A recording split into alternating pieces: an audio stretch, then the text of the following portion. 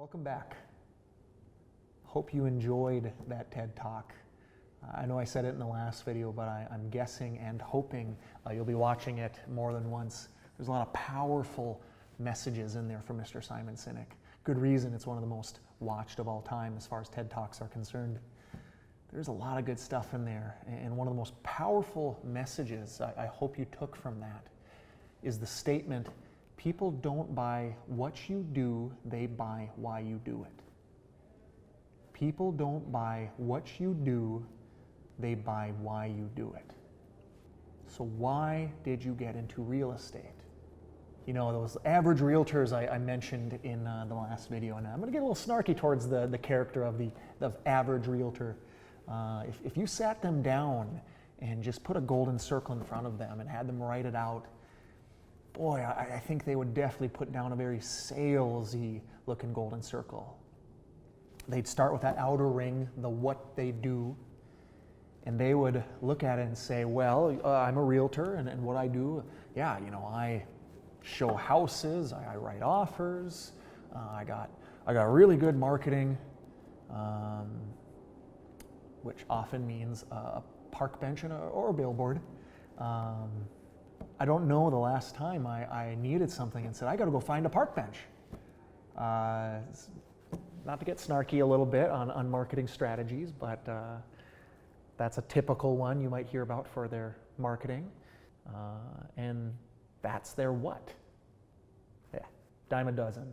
Well, how do you do those things? How do you do all that well? What makes you different, average realtor? Deer in the headlights look. They'd probably say something along the lines of, well, I know this community, I've been here a long time, and I've been doing this a long time. That's great, you've lived here a long time, you probably do know some people. On the other note, you know, just because you've been doing something for a long time doesn't guarantee you're good at it. I don't care if you've been doing it for 20 years, because for all I know, you've been doing a mediocre job for 20 years. That's standard how they do real estate differently than others. And again, it sounds pretty average. And lastly, that why. The why for the average realtor. I'm going to say average realtor isn't going to be, you know, dull. They're going to be pretty sharp, and they're going to probably say something like, you know, I like helping people. Which very well might be true, but I think it's a pretty quick cop-out answer. And probably not a whole lot of critical thinking applied to what that actually means. Pretty quick response they know they're supposed to say, kind of a political, shiny answer that has nothing to do with what I would suspect is some deeper motivations. Again, to have that freedom to live in the salesy, fast-moving world and to make a big paycheck. So there's a golden circle there, a salesy real estate golden circle for the average realtor. And gosh, I again think that would be applicable to most realtors out there, and there's nothing special about it. That's just about everyone going through this business. That's what they do, how they do it, why they do it. It's all the same across the board, and again, it leads to some mediocre results at best. And it has helped to create unsatisfied consumers who are not trusting realtors anymore. That golden circle, if we were to craft it, of a salesy real estate agent is no longer applicable, acceptable, good enough for us to succeed as real estate agents. We have to shift. We have to adopt a golden circle as Simon Sinek designed it, something more powerful, something to help show people that real estate agents can do some good. Here's a golden circle for you that I want you to consider. In this video and the next video, we're going to go through it, but I hope you make the choice to adopt this golden circle we're about to go through.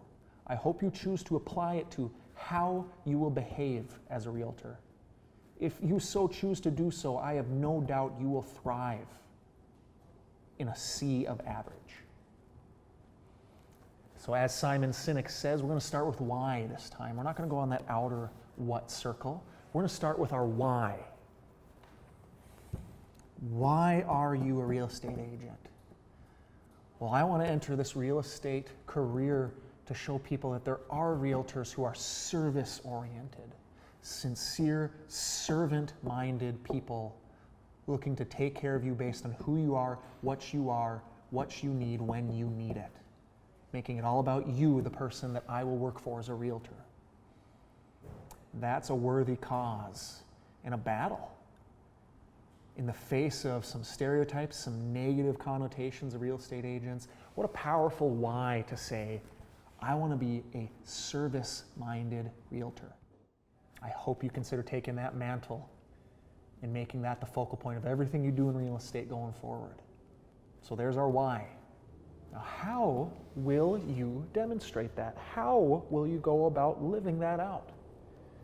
There's that second circle there of this service golden circle. I'm inviting you to consider adopting 3 values.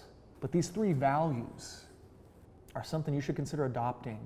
And by doing so, you'll be showing that you have agreed to say, I want to be a service-minded real estate agent, to be the servant leader for my community. But we got 3 G's for now, and I promise it's pretty excellent. So that first G, for how we demonstrate this powerful why we're talking about, the first G is growth. You are service-minded when you live with a growth mindset. I'm talking self-growth here. If you are constantly looking for how you can learn, how you can improve, how you can innovate the way you do things in life, that's a powerful, necessary mindset to be able to show that you're a servant leader. Life is nothing but change, and heck, real estate especially is always changing. It's a dynamic industry. If you think you can just learn how to do this job once and that's good enough, you're going to be sorely mistaken. To create spaces where we're not just doing a job, but we're seeking out ways to improve, again, learn, grow, innovate, and make better versions of ourselves. Someone with a growth mindset is looking to be the best version of themselves for the world around them, for the community around them, the people they get to work with. I hope you want and find that first G appealing, to be growth-minded. Second G, that second G, generosity. I hope you want to adopt the value of generosity. You have an amazing opportunity. Make no mistake, you have a great opportunity to have an abundant life in real estate, to make a lot of money and have a big life. But is it good enough to just spend it all on yourself and your family? I hope you have a deeper desire to impact your community for the better. I hope you want to improve it, to do something special, to be generous with your resources. Not just your money, but your time and your talents. Now, this third value, gratitude. Generous and gratitude sound similar. Generous is more of an action, whereas gratitude, I think it's more of a way you interact with people, perhaps. Having a life of gratitude is all about being thankful, being positive, being a celebrator of those around you, being a life giver, an energy giver versus an energy taker. I hope you're a life giver.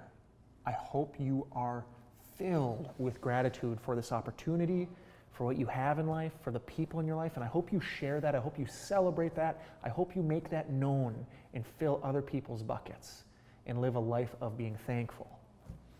All of these 3 things, growth, generosity, gratitude, the 3 G's, if you're living those things out, if you're demonstrating those with your behavior, people will see that. They will see the type of person you are, and I wonder what that could do for your business as a byproduct. People define you as those 3 things. You're going to be a lighthouse in your community. When people have a need, they're going to look to you beyond just real estate. You're going to be someone who gives value to your community, and if you have that reputation, that ability, everything else is going to happen as a byproduct. It starts with you choosing to say, I want this for myself. I want to be that for my community. I have a sincere craving and desire to grow, to be generous, and to have gratitude. Write down the 3 G's. Here's your homework. Write these 3 G's down and reflect on them. Reflect on honestly where you're at with living those out. Write down 3 ways in your life you've already demonstrated growth, and maybe 3 places where you could grow or have fallen short of your growth, where you need to grow and get better. Write down 3 ways you've been generous in your life. Write down 3 places where you've fallen short of being generous or could be more generous. And then for gratitude, write down 3 ways in your life you've expressed gratitude. And of course, write 3 ways you've fallen short or could be expressing gratitude. Write this stuff down, make some other notes, reflect on it, and decide for yourself, is this who I want to be for my community? We're going to come back in our next video and we're going to attack that outer ring, the principles of this servant service golden circle. So good luck in your reflections, and we will see you soon.